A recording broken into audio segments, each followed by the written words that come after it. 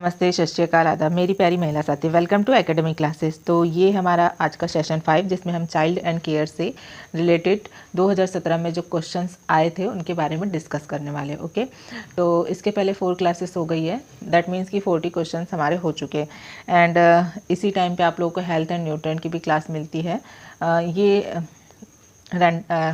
ये जो क्लासेस हैं ये अल्टरनेट वे में चलती है, मतलब कभी हमारी क्लास हेल्थ एंड न्यूट्रिएंट की होती है तो कभी हमारी क्लास चाइल्ड एंड केयर की होती है। ओके, तो ये हमारा महिला परिवीक्षक का बैच चल रहा है जिसमें मैं आप लोगों को child CDP and previous year series and management पढ़ा रही हूँ। ओके, तो इस क्वेश्चन की अगर मैं बात करूँ तो फर्स्ट क्वेश्चन आप लोगों को बोला गया है, थ्योरी ऑफ लर्निंग आर सीखने के सिद्धांत कौन कौन से? हिट एंड ट्रायल, प्रयत्न और भूल का सिद्धांत, इनसाइड थ्योरी, ओके, अनुकरण का सिद्धांत एंड ऑल ऑफ एबो। तो क्या आप बता सकते हैं मुझे कि सीखने का?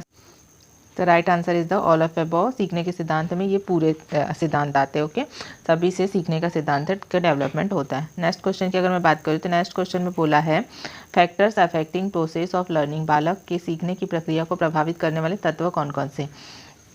फर्स्ट है motivation, Prerna, reward, price, all of above. तो ये तो बहुत ही अच्छा, मतलब बहुत ही इजी वे का आंसर है। इसको आप बता ही सकते हैं कि अगर किसी बच्चे को हमको कुछ सिखाना है तो आप उसको क्या कर सकते हो, किसी मोटिवेशन की चीज़ स्टोरी बता के आप उसे मोटिवेट कर सकते हैं, या फिर आप उसको पुरस्कार दे सकते हैं, या फिर आप उसे उसकी प्रशंसा कर सकते हैं, है ना, प्रिसाइज कर सकते हैं। आप उसे अच्छी अच्छी चीज़ें बोल सकते हैं जिसकी वजह से वो अपने आप को में खुश महसूस करे और वो उसे ऐसा लगे कि जो भी मैम है या जो भी है वो टीचर है वो हमें क्या कर रहे हैं, हमारी तारीफ़ कर रहे हैं। तो ऑल ऑफ एबव इसका भी राइट आंसर हो जाएगा, क्योंकि मोटिवेशन सीखने की ये सारे फैक्टर्स होते हैं। नेक्स्ट क्वेश्चन है, पर्सनालिटी इज़ रिलेटेड टू, व्यक्तित्व किससे संबंधित है? फिजिकल से, मोटर से। नेक्स्ट ऑप्शन की बात में अगर मैं करूँ, पर्सोना से या फिर इमोशन से। तो व्यक्तित्व की अगर हम बात करें तो व्यक्तित्व में क्या आता है, एक मनुष्य का व्यक्तित्व कैसा है। व्यक्तित्व मतलब उसकी पर्सनालिटी कैसी है। कुछ लोग जो होते हैं वो बहुत ही ज़्यादा घमंडी होते हैं, कुछ लोग बहुत ही ज़्यादा पोलाइट होते हैं, कुछ बहुत शांत होते हैं, कुछ थोड़े से एग्रेसिव होते हैं, बहुत जल्दी चीज़ों पर रिएक्ट करते हैं, कुछ बहुत ज़्यादा शांत होते हैं, उनको ऐसे ही स्किप कर देते हैं चीज़ों को। तो मतलब उसका पर्सनालिटी कैसी होती है, दैट मीन्स कि उनका पर्सोना कैसा होता है। पर्सनालिटी क्या होती है, उनकी पर्सोना क्या होता है, यही पर्सनालिटी होती है। इसका तो राइट आंसर हो जाएगा पर्सोना। ओके, नेक्स्ट क्वेश्चन की अगर मैं बात करूँ तो नेक्स्ट क्वेश्चन में बोला है, चाइल्ड वेलफेयर स्कीम आर, बाल कल्याण योजना है, national child board, integrated child development service, समन्वित बाल विकास सेवा योजना, नेशनल चाइल्ड पॉलिसी, राष्ट्रीय बाल नीति, ऑल ऑफ एबव। तो राइट आंसर हो जाएगा all of above. Okay, all of above is the right answer. ये सारी चाइल्ड से रिलेटेड स्कीम्स है, चाइल्ड वेलफेयर से रिलेटेड स्कीम्स होती है। Okay, next question is the AIIMS of earlier childhood education is, पूर्व प्राथमिक शिक्षा के उद्देश्य क्या है? Development of interest in learning, सीखने के प्रति रुचि जागृत करना, डेवलपमेंट ऑफ एस्टिमेट सेंस, सौंदर्य बोध का विकास करना, डेवलपमेंट ऑफ क्रिएटिविटी, सृजनात्मक का विकास करना, ऑल ऑफ एबव। तो इसका भी राइट आंसर क्या हो जाएगा, ऑल ऑफ एबव। क्योंकि देखो बच्चों को हमको एजुकेट करना है, मतलब कि उन्हें क्या करना है, शिक्षित करना है। शिक्षित करना है तो उनमें सब चीज़ें डेवलप, उनमें कोई भी चीज़ को सीखने की रुचि जब तक कि जागृत नहीं होगी तब तक कि कुछ चीज़ों को सीख ही नहीं पाएगा। सेकेंड है, आप उसे जो पढ़ा रहे हो, आप उस चीज़ को उस बच्चों को किस टाइप से आप दे रहे हो, है ना। आप ऐसा नहीं कर सकते कि बुक में जो लिखा है आपने उसे पढ़ के सुना दिया। आप उसको एक्सप्लेन अगर नहीं करोगे तो बच्चा उस चीज़ में इंटरेस्ट नहीं लेगा। तो ये भी एक उद्देश्य हो सकता है कि आप उसमें क्या करो, अपना उस चीज़ों को और अच्छे से निखार के बच्चों को सामने पेश करो। फिर एक क्रिएटिविटी लेके आना। Creativity is the most important factor for every child to develop our self, because without creativity child does not learn anything. Okay, बिना क्रिएटिविटी के बच्चा कुछ भी नहीं सीख सकता। बच्चे के अंदर या फिर सभी के अंदर क्रिएटिविटी का होना बहुत ज़रूरी है। क्रिएटिविटी क्या होती है? क्रिएटिविटी ये होती है, अगर आपके सामने एक खिलौना रखा हुआ है ना, और वो उड़ रहा है, तो आपको उससे जानना है कि वो उड़ क्यों रहा है। आपके मन में ये जिज्ञासा होना चाहिए कि वो खिलौना उड़ क्यों रहा है ना। वो घूम रहा है तो घूम रहा क्यों है, ठीक है। उस चीज़ को जानने की आप में इच्छा होनी चाहिए, यही होती क्रिएटिविटी। ओके, तो next all of above is the right answer इसका बी। नेक्स्ट क्वेश्चन है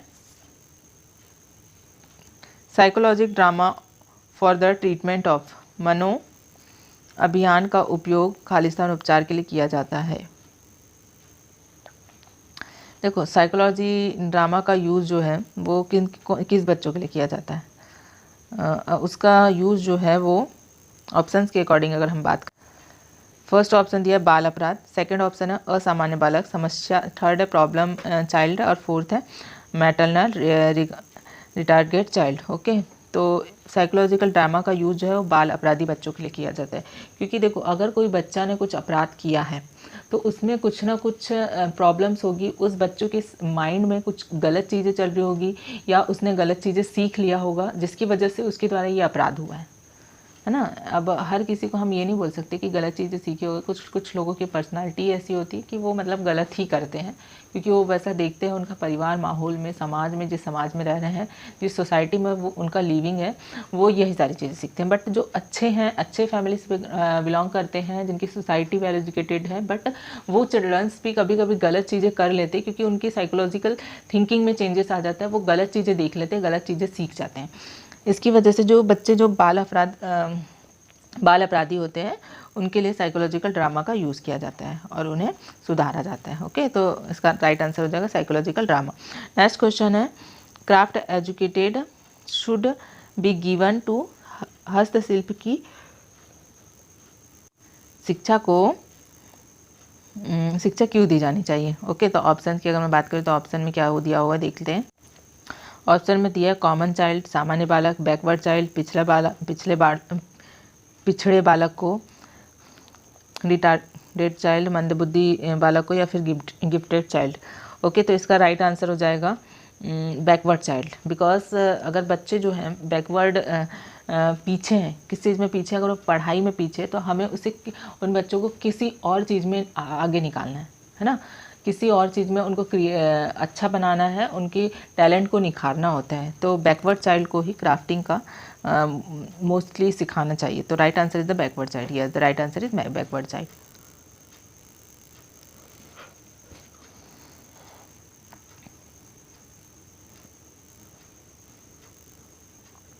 नेक्स्ट क्वेश्चन की अगर मैं बात करूँ तो maturation and growth cycle are determinants of, परिपक्वता और विकास वृद्धि किस पर निर्धारित है। तो ये चीज़ आप लोगों को पहले भी बताया गया है। ऑप्शंस है विकास में, ग्रोथ में, वंशानुक्रम में, इन्वायरमेंट में। तो बताओ, हेरिडिटी एंड ग्रोथ नहीं बोला है कि परिपक्वता एवं वृद्धि चक्र खालिस्तान के निर्धारक तत्व होते हैं। तो ये डेवलपमेंट के निर्धारक चक्र होते हैं, है ना। अगर किसी बच्चे में डेवलपमेंट हो रहा है मतलब उसमें मैच्योरिटी भी आ रही है, उसमें ग्रोथ भी हो रहा है। Right answer is the development. Yes, the right answer is development. Now the next question. अब इसमें बताओ मुझे कि कौन सा आंसर सही होने की संभावना है। चलो, out of the following after birth child do various physical activity. जन्म पश्चात शिशु निम्नलिखित में से कौन सी शारीरिक क्रिया करता है। हीट रेगुलेशन, ताप पर नियंत्रण, डेवलप्ड इम्यूनिटी पावर, रोग प्रतिरोध की क्षमता का विकास, डाइजेशन। तो ऑब्वियस सी बात है कि ये सारी चीज़ें तो कोई ना कोई बच्चा तो करता ही है। तो इसका राइट आंसर क्या हो जाएगा, ऑल ऑफ एबो। यस। 10 and last question. ये क्वेश्चन कैंसिल हो गया था ना उस समय, दिखाई दे रहा होगा आपको। Special instruction material is made by, विशिष्ट अनुदान सामग्री किसके द्वारा तैयार की जाती है। फर्स्ट है यूनिवर्सल ग्रांट कमीशन, विश्वविद्यालय अनुदान आयोग, integrated education in India, UNICEF, all of एबो। कोई मुझे इसका आंसर बता सकता है।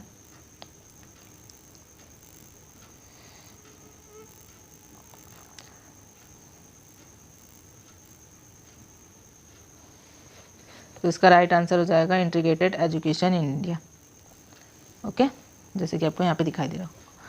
तो ठीक है, ये थी आज की हमारी क्लास जिसमें हमने चाइल्ड एंड केयर से रिलेटेड 10 क्वेश्चन डिस्कस किए। इसके पहले भी हमने 10 क्वेश्चन डिस्कस कर लिया है। हेल्थ एंड न्यूट्रिशन के क्वेश्चंस बहुत सारे हो गए थे, इसलिए मैंने सोचा कि इस क्लास को लेके चलती हूँ आज। इस सब्जेक्ट के आप लोगों को कुछ क्वेश्चंस बता देती हूँ, इसलिए मैंने ये वाली क्लास लिया है। अभी 3 या 4 डेज़ आई थिंक यही वाली क्लास चलेगी, तो आप अपनी कॉपी में नोट कर सकते हो। ओके, आपको एक चीज़ मैं बता दूं कि मैं देखो हर टॉपिक से रिलेटेड अलग अलग क्वेश्चंस करवा रही, तो आप एक कॉपी बना लो जिसमें आप पार्ट्स में 3 पार्ट्स में तो डिवाइड कर लो, क्योंकि 3 पार्ट जो है वो कंटेंट से रिलेटेड होते हैं। बाकी फिर जो हमारा 4th वाला जो भी पार्ट होता है उसमें क्या होता है, मिक्स क्वेश्चन आते हैं, कंप्यूटर आता है, जीके, जीएस, मैथ्स, रीजनिंग, सारी चीज़ें आती है। तो इनकी भी क्लास हम मिक्स वे में फिर बाद में लेके आएंगे। तो अभी ये 3 सब्जेक्ट को हम स्ट्रॉन्ग करते हैं। ओके, तो मिलते हैं नेक्स्ट वीडियो में, तब तक के लिए बाय बाय। वीडियो पसंद आए तो प्लीज़ लाइक कीजिएगा, शेयर कीजिएगा एंड सब्सक्राइब कीजिएगा चैनल को। तो मिलते हैं नेक्स्ट वीडियो में, बाय बाय।